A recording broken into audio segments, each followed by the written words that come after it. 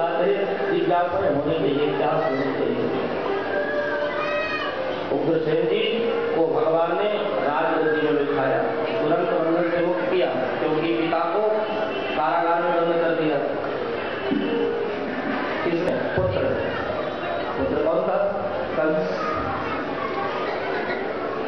और मैंने इसीलिए कहा कि देखो, कथा तो तब समझ में आती है जब बिल्कुल शुरू दिन से, पहले दिन से अंत तक हर कथा में बैठे, क्योंकि पूर्व की कथा पर की कथा का बोध कराती है और कभी कभी पर की कथा पूर्व का बोध कराती है।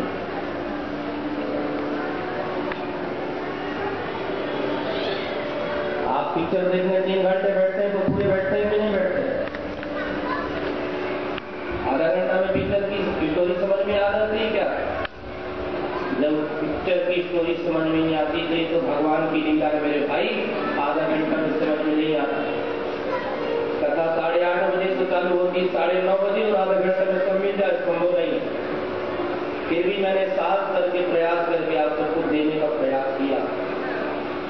बड़ी सुंदर आपकी जिज्ञासा, कंस को संस्कार क्यों नहीं? आपने कथा सुनी नहीं क्योंकि आप नहीं रहे उस सत्र में। कंस का जब जन्म हुआ और ब्राह्मणों ने बताया कि ये तुम्हारे कुल का कलंक होगा, उसी समय उग्रसेन जी ने पुत्र मोह नहीं किया। 3 ही तृष्णा ज्यादा होती है, तो तभी तो लोग ईर्ष्या 3 ही। अपने पुत्र को सहजता पूर्वक अपनी संपत्ति का उत्तराधिकारी व्यक्ति जितने सहजता सरलता पूर्वक बना सकता है, अपने भाई के बेटे को भी अपना उत्तराधिकारी बनाने में कितना जल्दी निर्णय नहीं ले सकता। फिर भी उग्रसेन जी संस्कारी थे। आपने बड़ा सुंदर प्रश्न किया है, ठीक ही बात है, समाधान होना चाहिए।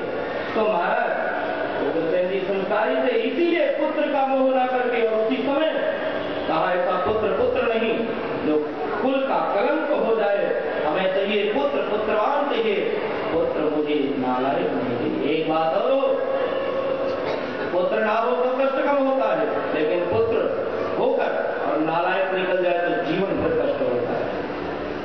इसलिए उग्रसेन ने इस कंस को लता पता में लपेटकर और यमुना में प्रवाहित कर दिया था।